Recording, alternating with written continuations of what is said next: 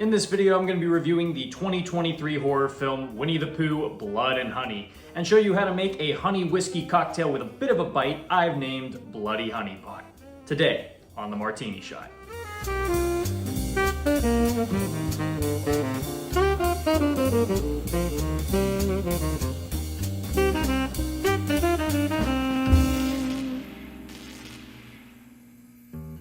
Hello and welcome to the Martini Shot, home of movie reviews and movie-themed cocktails. My name is Brandon, and before we get into the review, let's scour the 100-acre woods for a bloody good drink called Bloody Honey Pot. This drink takes good old Pooh Bear's favorite snack and combines it with a bit of smokiness from some scotch and some spice thanks to some turmeric and other spices. Finally, we'll top it off with some red honey to really bloody it up. Let's get into it.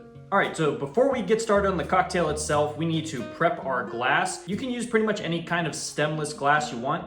I'm going with a stemless wine glass just because it kind of looks like a honey pot. And basically what we're going to do is add a bloody honey rim using a little bit of honey and some red food dye. So go ahead and grab yourself a small plate and pour a little bit of honey on there.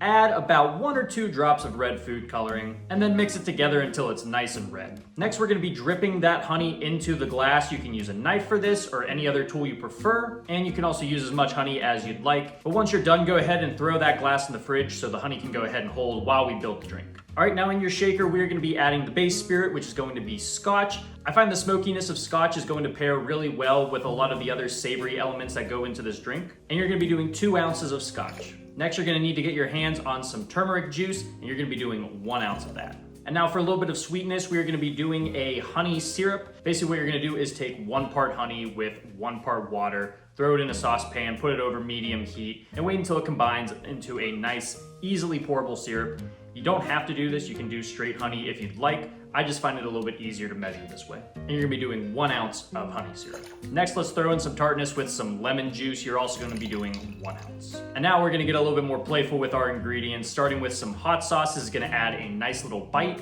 And you can use whichever hot sauce you'd like. I'm gonna go ahead and use Tabasco and do 1 to 2 drops, depending on how spicy you want it. Next, we're gonna be doing the sauce that I cannot pronounce, and we are gonna be doing 1 drop.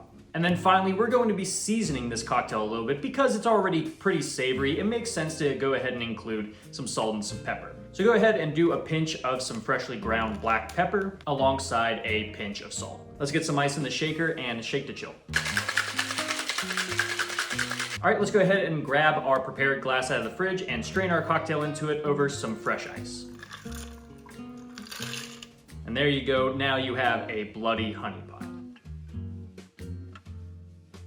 So there's a lot of flavors going on here. You got some sweetness from the honey, some tartness from that lemon juice, and of course a little bit of kick from that hot sauce. I think it blends really well with the smokiness of the scotch, which is a little subdued. You don't get a ton of that flavor in here, but it definitely is there. You can kind of taste it on the back end. It also pairs really well with the turmeric juice, the salt, the pepper. It's got those nice savory elements that kind of reminds me of a Bloody Mary just without the tomato taste, which is great for me because I hate tomato. So I really like the complexity of this drink, and the good thing about it is if you want to maybe adjust one little part of it, maybe you want it a little less spicy, or maybe you think it needs a little bit more savoriness, it's very easy to adjust just by slightly changing those ingredients until you can get it to a place where this drink is perfect for you.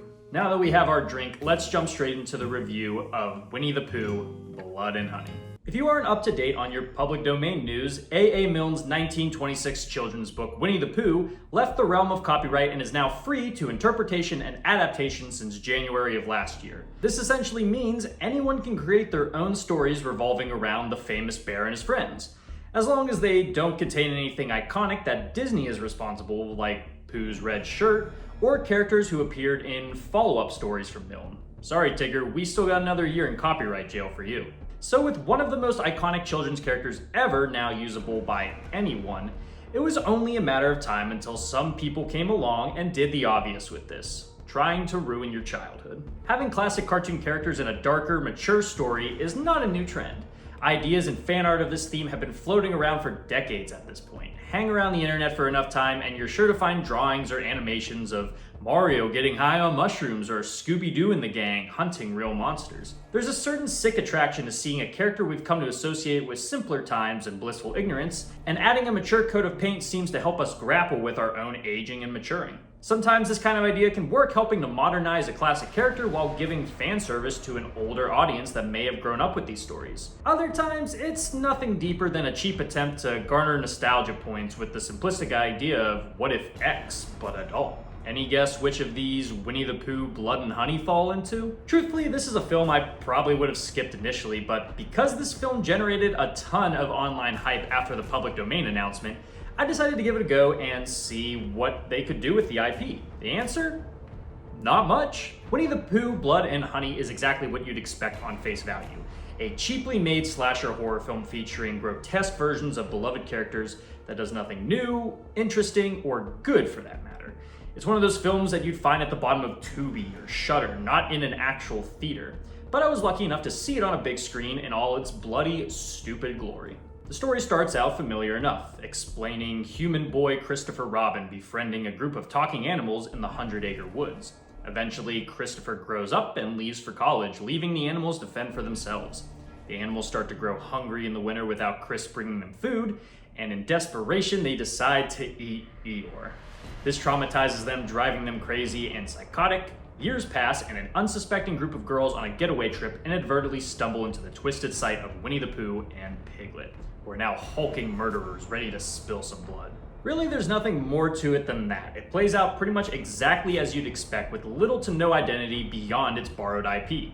The acting is porn-level quality you'd expect, relying on pretty girls for eye candy while being unable to express any believable emotion. I know we aren't supposed to take movies like this seriously, but there should be some sense of weight to what's happening. I should feel like the characters are at least actually scared or sad, but the actors unfortunately don't have the strength or talent to pull that off. They have no discernible character traits beyond cliches like slutty girl or girl with glasses. Two of them look so similar that I had to keep trying to figure out who was who the entire time. The film also fails to establish any reason to invest in them, shoehorning a stalker backstory for one of the girls that does nothing and goes nowhere.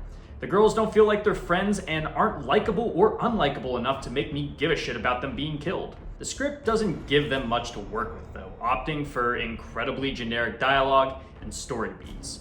Pointless scenes are padded in to even come close to a theatrical runtime, doing absolutely nothing for the story. Like one of the girls stops at a creepy gas station and it's supposed to set you on edge for things to come, but literally nothing happens. Like at all. They don't even do the old creepy gas station clerk warns the teens of going into the woods shtick. The clerk just says hi and then she leaves. Why is this here? Whatever, who cares about characters, right? It's a slasher after all, and we're here for the kills. Well, Blood and Honey is home to plenty of gory moments, like a girl getting loosely choked to death with a chain, or a woman getting her face eaten, mostly off-screen. Now, to the film's credit, there are some decent cheesy gore effects that are expected from such a low budget. But these kills are just so boring. A girl's head gets crushed with a car, another with a sledgehammer, Piglet's signature sledgehammer. Pooh literally seems to karate chop a guy's throat open. Why? Why not even try to do anything remotely creative with these characters? Why not drown someone in honey or something that at least feels related to these characters? The movie basically just makes Pooh and Piglet two guys in masks. It's such a boring route to take. I also have to mention how terrible the editing and camera work can be here. Scenes cut off at really unimpactful times while darkness clouds so much of our vision. And not in a scary way either, it just makes the whole thing confusing to watch. I think the film tried to imply that Pooh could control a swarm of bees, but it's never addressed in the story, and it's too dark to even see if that's what's happening. The audio mixing is also atrocious, as I could barely understand what anyone was saying throughout most of the film.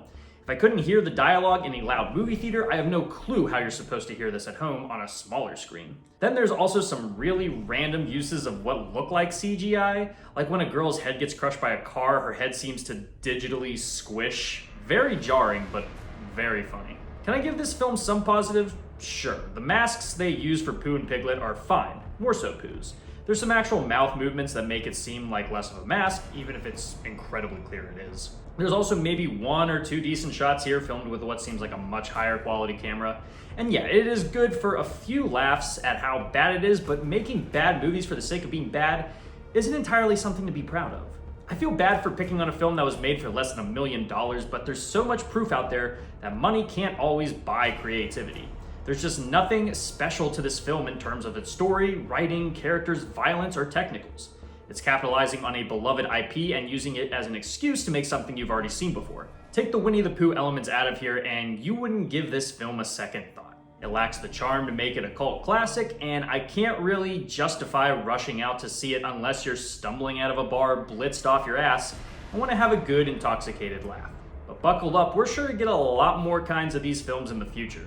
Steamboat Willie is coming up on its public domain date, and God help what the people are going to do with that mouse. For my rating, I'm giving this film 1 Eeyore tail out of 5. Guys, thank you so much for tuning into this episode of the Martini Shot. If you saw Winnie the Pooh, Blood and Honey, let me know what you thought about it down in the comments. And if you like what you saw here and would like to see more, don't forget to like, subscribe, and follow me across all social media channels. Those links are down in the description below. And if you enjoy movie reviews and movie-themed cocktails, be sure to check out my website, martinishot.blog.